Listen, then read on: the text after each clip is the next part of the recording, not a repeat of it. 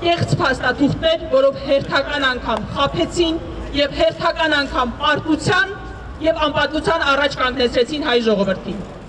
Գրվածը թղթին մնաց, խոստումները օդում։ Եվ ուրեմն արցախցիներն այրում են Նիկոլ Փաշինյանի կառավարության այն ծրագիրը, որ դեռ 2021-ին խոստանում էր երաշխավորել իրենց իրավունքներն ու անվտանգությունը։ Ժողովրդին հերթական անգամ ստում, մանիպուլացնում էին, ասելով, որ նրանք պատրաստվում են նույնիսկ դեօկուպացնել Հադրութը եւ Շուշին։ Դատարկ խոստումներ լսել չեն ուզում, հիմա գործելու ժամանակն է։ Հայաստանի կառավարությունը պետք է փորձի ոչ թե փակել Արցախի էջն ու այդպիսով հաճոյանալ Բաքվին, այլ աշխատի գործարկել միջազգային հնարավոր բոլոր մեխանիզմները, ՄԱԿ-ից մինչև ԻԱՀԿ ու դատական ատյաններ, Ադրբեջանին ճնշելու, իրենց անվտանգ վերադարձն ապահովելու համար։ Արցախի էջը չպետք է փակվի եւ քանի կա Արցախի ժողովուրդ, կա նաեւ Արցախի ժողովրդի իրավունքների պաշտպանության խնդիր եւ Հայաստանի Հանրապետության կառավարությունը համար 1 սուբյեկտն է, որը այս ուղղությամբ շատ լուրջ անելիքներ ունի։ Մենք տեսնում ենք, որ Ռուբեն Վարդանյանը Բաքվի բանտից շատ ավելի համարձակ է խոսում եւ շատ ավելի կարեւոր հայկական թեմաների մասին է բարձրաձայնում, քան օրինակ խոսում է ԱԳՆ նախարար Արարատ Միրզոյանը կամ Նիկոլ Փաշինյանը։ Արտաքին քաղաքական օրակարգային ինչ որ այսօր ներկայացնում է Հայաստանի իշխանությունները, դրանք հայ ժողովրդի շահերը չեն ներկայացնում, չեն ծառայեցվում հայերին, հավաքական հայ հետաքրքրություններին եւ բնականաբար այս տեսանկյունից մենք որպես քաղաքական ուժ մեր համար առաջնային այս իշխանության փոփոխությունն է։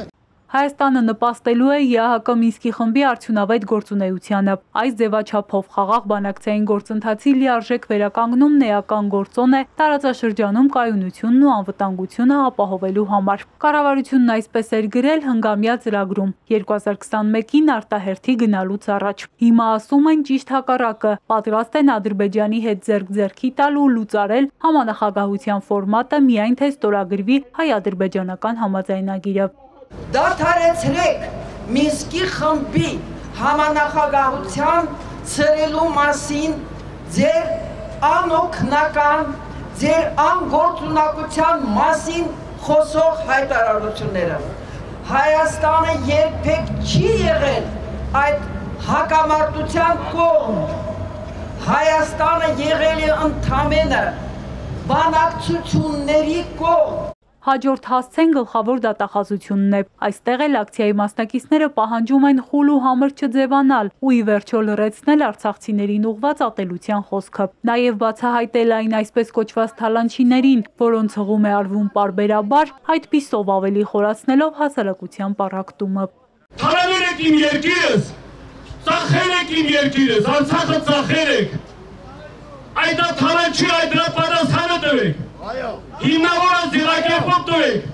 Չպետք է լռել, ասում է Մանեթ Հանդիլյանը։ Հանրային ճնշումն այնքան ուժեղ պետք է լինի, որ իշխանությունն աթոռը կորցնելու վտանգ զգա։ Տեղի ունեցողին հարմարվելու ճանապարհը խիստ վտանգավոր է։ Ամեն օր այս իշխանությունները ատելություն են սերմանում, պառակտում արցախցիների, հայաստանցիների միջև։ Սա անամոթ վարքագիծ է։ Եվ մարդիկ այստեղ դրա մասին են խոսում։ Այս ուր ենք հասել, որ մարդիկ ցույց են անում խոսելու մասին, որ պետական պաշտոնյաները